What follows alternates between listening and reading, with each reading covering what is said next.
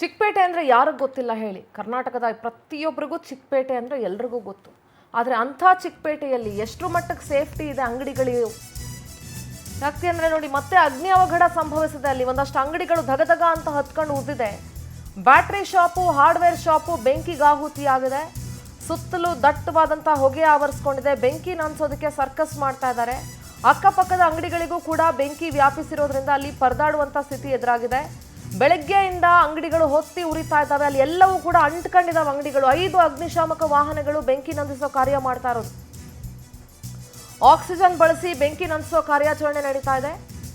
ಘಟನೆಯಲ್ಲಿ ಲಕ್ಷಾಂತರ ರೂಪಾಯಿ ಮೌಲ್ಯದ ವಸ್ತುಗಳು ಭಸ್ಮ ಆಗಿದೆ. ನನ್ನ ಲೆಕ್ಕದಲ್ಲಿ ಕೋಟ್ಯಾಂತರ ರೂಪಾಯಿ ಮೌಲ್ಯ ಇರಬಹುದು ಅದು. ಯಾಕಂದ್ರೆ ಸುಮಾರು ಅಂಗಡಿಗಳು ಒಂದಕ್ಕೊಂದು ಅಟ್ಯಾಚ್ ಆಗಿರೋದ್ರಿಂದ ನೋಡಿ, ಫ್ಯಾನ್ಸಿ ಸ್ಟೋರ್ ಸೇರಿ ಇನ್ನೂ ಅನೇಕ ಅಂಗಡಿಗಳು ಭಸ್ಮ ಆಗ್ಬಿಟ್ಟಿದ್ದಾವೆ. ಚಿಕ್ಕಪೇಟೆಯಲ್ಲಿ ಫಸ್ಟ್ ಆ್ಯಂಡ್ ಫಾರ್ಮೋಸ್ಟು ಫೈರ್ ಸೇಫ್ಟಿನೇ ಇಲ್ಲ. ಅಲ್ಲಿ ಯಾವ ಅಂಗಡಿಯಲ್ಲೂ ಫೈರ್ ಸೇಫ್ಟಿ ಇಲ್ಲ, ಸೇಫ್ಟಿ ಪ್ರಿಕಾಷನ್ನೇ ಇಲ್ಲ, ಎಸ್ಕೇಪ್ ಆಗಕ್ಕೆ ಜಾಗ ಇಲ್ಲ, ಒಂದು ಕಿಟಕಿ ಬಾಗಿಲುಗಳಿಲ್ಲ ಅಲ್ಲಿ. ಆ ಥರ ಅಂಗಡಿಗಳು ಒಳಗಡೆ ಗಲ್ಲಿ ಒಳಗೆ ಹೋಗ್ತಾ ಅಂದರೆ ಯಾವುದೋ ಬೇರೆ ಲೋಕಕ್ಕೆ ಹೋದಂಗೆ ಆಗುತ್ತೆ ಅಲ್ಲಿಗೆ ಹೋದರೆ. ಯಾವ ಥರ ಅಂಗಡಿ ಹೊತ್ಕೊಂಡು ಉರಿತಾ ಇದೆ ನೀವು ದೃಶ್ಯಗಳಲ್ಲಿ ಗಮನಿಸ್ತಾ ಇದ್ರಿ. ಈ ಹಿಂದೆ ಕೂಡ ಚಿಕ್ಕಪೇಟೆಯಲ್ಲಿ ಇಂಥದ್ದೇ ಅವಘಡ ನಡೆದಿತ್ತು, ಸಾವು ನೋವು ಕೂಡ ಆಗಿತ್ತು. ಈಗ ಬೆಳಗ್ಗೆಯಿಂದಲೂ ಹತ್ಕೊಂಡು ಉರಿತಾ ಇದೆ. ಶಾರ್ಟ್ ಸರ್ಕ್ಯೂಟ್ ಆಯಿತೋ ಏನಾಯ್ತೋ ಗೊತ್ತಿಲ್ಲ, ಆದರೆ ಸುಮಾರು ಅಂಗಡಿಗಳು ಹೊತ್ಕೊಂಡು ಉರಿತಾ ಇದ್ದಾವೆ. ಅಕ್ಕಪಕ್ಕ ಎಲ್ಲ ಒಂದಕ್ಕೊಂದು ಅಟ್ಯಾಚ್ ಅವು ಅಂಗಡಿಗಳು. ಸೊ ಒಂದು ಅಂಗಡಿಗೆ ಹತ್ಕೊಂಡ್ರೆ ಇನ್ನೊಂದು ಅಂಗಡಿಗೆ ಸ್ಪ್ರೆಡ್ ಆಗೋದಕ್ಕೆ ಆ ಫೈರು ತುಂಬ ಹೆಚ್ಚಿನ ಸಮಯ ಏನು ಬೇಕಾಗೋದಿಲ್ಲ.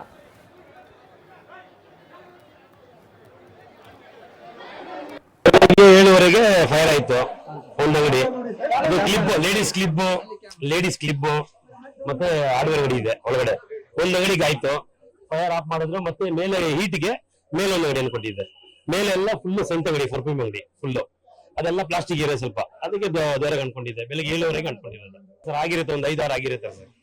ಫುಲ್ ಒಳಗಡೆ ಕಾಂಪ್ಲೆಕ್ಸ್ ಅಲ್ವಾ, ದೊಡ್ಡ ಕಾಂಪ್ಲೆಕ್ಸ್ ಆಗಿದೆ. ಅದೇ ಒಳಗಡೆ decoration item, plastic, hardware, plate ಎಲ್ಲ ಇದೆ.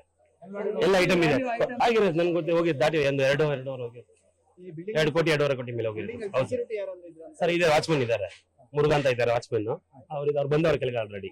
ಇಲ್ಲ, ನಾವು ಬಂದಿದೀವಲ್ಲ ಬೆಳಗ್ಗೆ, ಅಲ್ಲಿ ಕೆಳಗೆ ಫೈರ್ ಆದ್ಮೇಲೆ ಬಂದಿದೀವಿ, ಇಮಿಡಿಯೇಟ್ ಬಂದಿದೀವಿ ಇಲ್ಲಿಗೆ ಸರ್. ಎಲೆಕ್ಟ್ರಿಕ್ ಶಾರ್ಟ್ ಸರ್ಕ್ಯೂಟ್ ಆಗಿರೋದು ಮೇ ಬಿ ಒಳಗಡೆ. ಯಾಕಂದ್ರೆ ಬೇರೆ ಯಾರು ಫೈರ್ ಅಂಟಕ್ಕೆ ಯಾರು ಇಲ್ಲ ಇಲ್ಲಿ, ಯಾಕಂದ್ರೆ ಕಾಂಪ್ಲೆಕ್ಸ್ ಕ್ಲೋಸ್ ಆಗಿರುತ್ತೆ.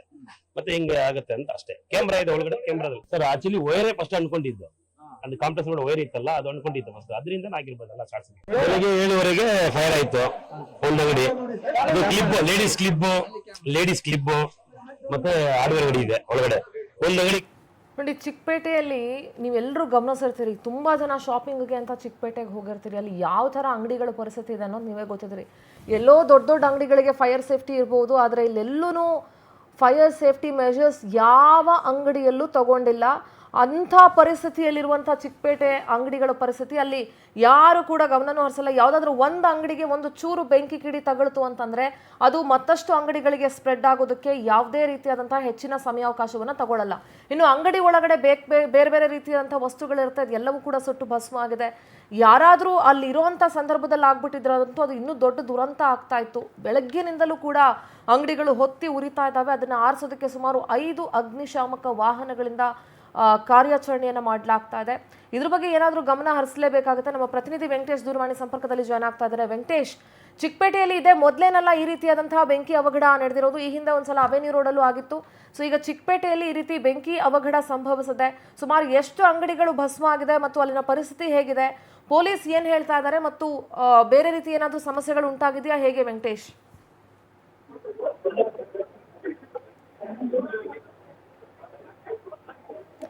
ವೆಂಕಟೇಶ್, ನನ್ನ ಧ್ವನಿ ಕೇಳಿಸ್ತಾ ಇದೆಯಾ? ಹೌದು. ಏನಂತ ಹೇಳಿದ್ರೆ ಬೆಳಗ್ಗೆ 7:30 ಸುಮಾರಿಗೆ ಈ ಒಂದು ದುರ್ಘಟನೆ ಆಗಿರುವಂತಹದ್ದು. ಸದ್ಯ ಆ ಘಟನೆ ನಡೆದಂತಹ ಸ್ಥಳದಲ್ಲಿ ಈಗಾಗಲೇ ಅಗ್ನಿಶಾಮಕ ದಳದ ಸಿಬ್ಬಂದಿ ಕೂಡ ಬೆಂಕಿಯನ್ನು ನಂದಿಸುವಂತಹ ಒಂದು ಕೆಲಸವನ್ನು ಕೂಡ ನಿರಂತರವಾಗಿ ಮಾಡ್ತಾ ಇದ್ದಾರೆ. ಈಗಾಗಲೇ ಬಹುತೇಕವಾಗಿ ಬೆಂಕಿಯನ್ನು ನಂದಿಸುವ ಒಂದು ಕಾರ್ಯ ಕೂಡ ಯಶಸ್ವಿಯಾಗಿರುವಂತಹದ್ದು. ಇನ್ನು ಒಂದು ಅಂಗಡಿಗೆ ಅದು ವ್ಯಾಪಿಸಿರುವಂತದ್ದು. ಯಾಕಂತ ಹೇಳಿದ್ರೆ ಈ ಒಂದು ಕಾಂಪ್ಲೆಕ್ಸ್ ನಲ್ಲಿ ಸುಮಾರು ಕಾಸ್ಮೆಟಿಕ್ಸ್ ಸೇರಿದಂತೆ ಸೀರೆ ಅಂಗಡಿ ಹಾಗೂ ಏನೊಂದು ಫ್ಯಾನ್ಸಿ ಸ್ಟೋರ್ ಇದೆ. ಮತ್ತೆ ಕೆಲವು